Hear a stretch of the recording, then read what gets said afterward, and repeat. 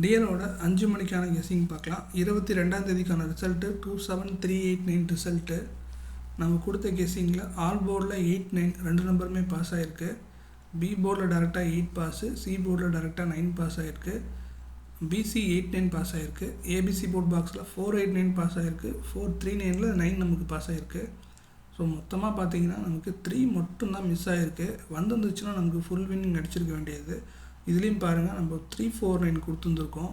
So ஆக்சுவலாக வந்து power doubles வந்திருக்கு, 38 வந்திருக்கு. ஸோ இதில் வந்து 4க்கு பதில் 8 வந்துருந்துச்சு அப்படின்னா நமக்கு இதிலே ஃபுல் வின் வந்திருக்கும். பட் இருந்தாலும் பரவாயில்ல, நமக்கு கிட்டத்தட்ட வந்துருச்சு, இன்னும் கொண்டு வந்துட்டோம். ஒரு நம்பரில் நமக்கு மிஸ் ஆகிருக்கு. ஓகே, 23ஆம் தேதிக்கான கெஸ்ஸிங் பார்க்கலாம். அதுக்கு முன்னாடி நான் என்ன சொல்லியிருந்தேன்னா, நேற்றுக்கு பவர் டபுள்ஸ் நான் சொல்லியிருந்தேன் 49 இல்லைனா 50 சொல்லியிருந்தேன். 50 வந்திருக்குன்னு நினைக்கிறேன். ஆமாம், கேரளாவில் 50 வந்திருக்கு.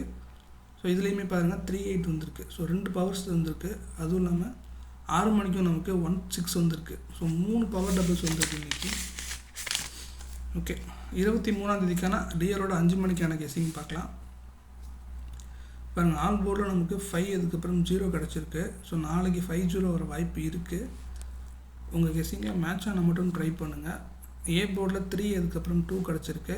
பி போர்டில் 9 அதுக்கப்புறம் 2 கிடச்சிருக்கு. சி போர்டில் 9 அதுக்கப்புறம் 3 கிடச்சிருக்கு.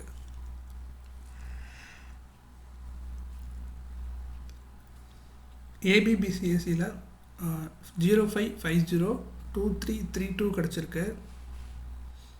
ஏபிசி போர்ட் பாக்ஸில் 392847 கிடச்சிருக்கு.